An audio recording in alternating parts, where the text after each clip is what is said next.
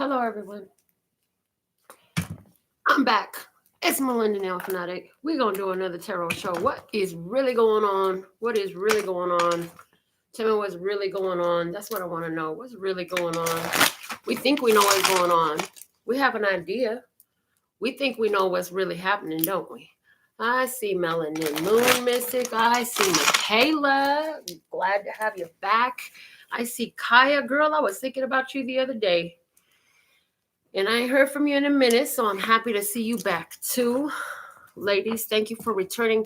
To all of you who support the show, who've been with me for years, and to all the new ones finding me now, you welcome and welcome back. Sherry, I see you. I see you here. Grateful to have you with me.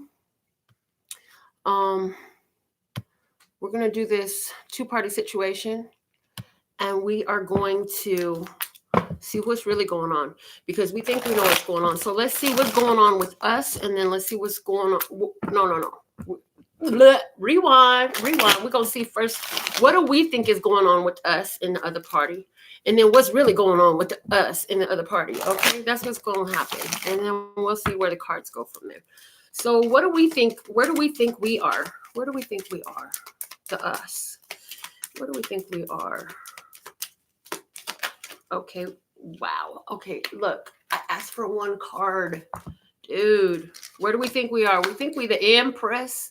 We think we're in the love. We think we're in harvest. We think we're in fertility. We think we're in wealth and health and beauty. That's where we think we are. Where do we think they are? Where do we think they are? Okay, there's coming real quick. We think they are feeling left out, feeling a lack. I'm hearing a spiritually needy. The bottom of the deck is the Emperor. Look at that. The Emperor, that Aries energy. We have the Empress and the Emperor on the table. That's a good sign because that's a matched pair. So that's telling me that we think that it's a matched pair. Let's see what's really going on though. I got this other tarot deck right here. It's the one that my Color Your Own tarot that I've been coloring for years. Still ain't complete with. We'll see if I finish it before my last breath. That's a whole lot of coloring, y'all. Let's see. We have Stephanie with us. Ms. Dolly, lovely to have you. Melanin, you've been on the show so much consistently. I've made you a moderator, so you know how to handle. You know what's respectable and what's not. I appreciate your help in moderating, so the chat is not. So the chat is respectful to everyone, right? Okay. We don't care about your curse words. We care about your beautiful words as well. Curse words are fine. We don't care about all that stuff that don't offend us. Anyways, okay, let's get into what's really going on now. The Empress is here. That's what we think, where we think we're at. But what's really going on with us? Give me 3 cards to tell me what's really going on with us. Okay, and here we go, flying off the top. We have the 9 of Wands. We are strong. We've been through a lot. We have a lot of skills, talents, and abilities, and we are using them all. We are stronger than we wanted to be. Quite one of these, like, I'm tired of being strong.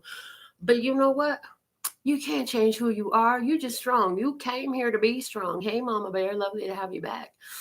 The second card we have coming out for us is the High Priestess. Where we really are, we are divinely connected. We know what's going on. We are receiving messages. We are intuitive. We are spiritual. And we're connected. And we are learning when to speak and when to keep our mouth shut. Okay. The third card, telling where we really are, is the Ace of Truth. We are standing in our truth. Yes. So they're saying where we are is not so far from where we think we are because we have the strength, the skills, and the ability. We get in our intuitive guidance and we're speaking out truth and we're standing in that truth. Okay, let's see where's the other party. We said we saw a need for some spiritual, and we saw a need for some spiritual grounding, bringing in the spiritual aspect more, feeling a lack, but also we see them in a place where their whole world has changed. Okay, their whole world is in the middle of change right now. But where are they really at? We've got the Lovers card. So they're in a divine partnership. And they are learning to balance. They're being asked to balance inside themselves, because that's another aspect of the Lovers card. Then what else? They are at the world. They have everything that they want and need. And they have the Fool. So what I see here is it's interesting. Hold on real quick. The bottom of the deck is the Eight of Pentacles. So this is like karmic returns. This is doing the work. This is doing the things that are make us productive. Okay. The interesting thing about this, okay, we only had one major arcana on our side of where we're really at, which was the high priestess talking about, you receiving your divine guidance. You're in tune with the divine and you're knowing. The other party had all three major arcanas. What does that mean when it's all major arcanas? It's letting us know that God is more at work. Universe has put all this together because major arcanas are life lessons, journeys, stopping points in life, the things that happen in life, overall stories. This isn't them so much trying to do this. This is the universe is saying, here, this is in your place right now. You can do this if you want to. So this whole Five of Pentacles energy, the way we see them, makes sense because they're being called to really balance from within, trust in the universe, know that they have everything they need, take a risk in life. Why? Because take the risk because the world is right in front of you. What does the world mean? This is all about everything you ever wanted and needed. And how does it come in? By that Lover's energy, being in tune with your feminine energy and your masculine energy, letting your emotional side be in balance with your physical side. They said to do another spread here just to get some more on this situation. So I'm pulling out this Parrot Tarot deck. I used to use this one all the time. Some of y'all might remember it. Has some extra cards in it that this person developed for it, which I really appreciate. So let's see what is this story going on here with these two, with this situation between these two parties. Anybody who wants their own reading, you can go to my website to purchase your reading. They start at $11.11, or you can put your $5 super chat in to get a one card quick answer to your question. Other than that, receive this free energetic offering and know that we appreciate you. One more on the table, and then we're going to start pulling and see what's really going on here.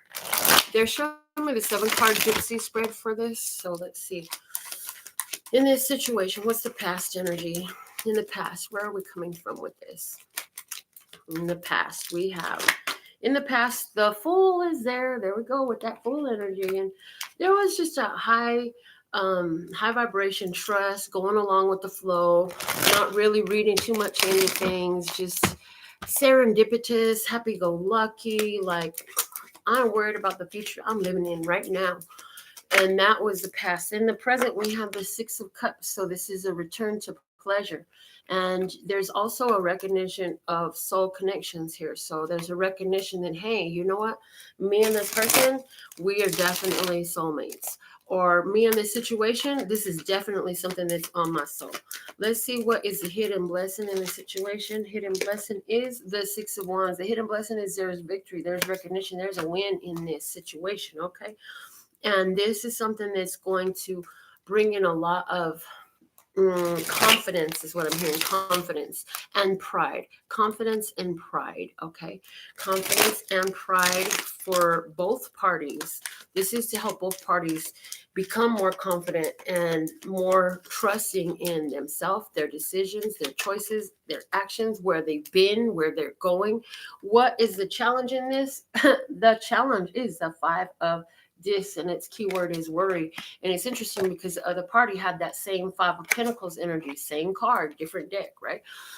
So the challenge is to let go of worry, let go of focusing so much on the physical world, thinking that is the real reality. The physical world see, and that's the thing, we've been programmed by living in it that the physical world is our truth. That's what's real. Got to get real, be realistic, focus on what's really going on. Yeah, well, what's really going on is a side effect of what's been going on in your mind, in your heart, in your spirit before. So if you really want to have a change on your physical world, you're going to have to focus on spirit. And that's another meaning of the Five of Pentacles, is going into your spirit, because the physical world is not what you would like it to be. Also in the 5 is the energy of change. So this is about creating a change in your physical world. And again, like I said, we do that through our spiritual side. So there's a need to get in touch with spirit, and that's a big challenge. How do you get back to spirit every time you try to get into worry? Let's see what's the environment for this relationship or situation, however it's playing out for you. Look. This is too many damn cards here. Look, okay. You have the 4 of Pentacles. This is one position. It was supposed to be one card. They said use all these dang cards. Melinda, the environment is the 4 of Pentacles. So this is a situation at home. The 10 of Pentacles is saying this is a family situation. The High Priestess is saying that this is a situation about intuition, following that intuitive voice. The Hierophant is saying this is intuitive voice trying to guide you to apply the life lessons that you've learned. The Magician is there to say you have all the power you need to get it. This is your environment, okay? And the Prince of Discs says you're guaranteed to win and things are moving. Even if it doesn't seem like it, things are moving forward. Okay, so that's our environment. Our environment is at home and in family. You know what you need to do. You know you have the life lessons to apply. You have all the tools you need to make things happen. Keep moving forward. Stay focused on your goals because they will attain fruition. You will see completion. You will see attainment. You will achieve your goal. You'll get to your goal. Okay, and they're showing me they're saying to me an example that Abraham Hicks uses in her discussions, in her channel discussions, where she says, you know, if you want to go from Phoenix to San Diego, but every time you get past a halfway part because you're in the middle of the desert where it's really boring drive, then you say, oh fuck it, I'm going back. You're never going to make it to where you want to get. You're going to keep going back and forth and you're never going to make it to where you want to get. So you got to go through the drive time, the boring scenery to get to where you want to be. There is a shifting point. There is a change. There is a crossing that has to happen. I see Chris Peacock. Welcome to the channel. Thank you so much. And Tina, welcome back. Love you. How the nails doing, girl? Tina is one of the few who actually is on the Love, Peace, and Happiness family and got them dope ass NailFanatic nails popping too. Like, love it. And Chris Peacock said, tell him, bring me my money. That's what I'm talking about. Bring me my money. You know what I'm saying? I love getting my monies.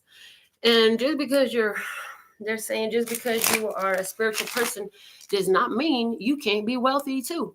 Because a bad man with a lot of money gonna do a lot of bad things. So it's almost like you have an obligation, a moral and spiritual obligation. If you are a love, peace, and happiness person, if you are somebody who has good intention and goodwill, you have a responsibility to be wealthy. Why? So you can be able to augment that energy, because money is really just an amplifier of your heart condition.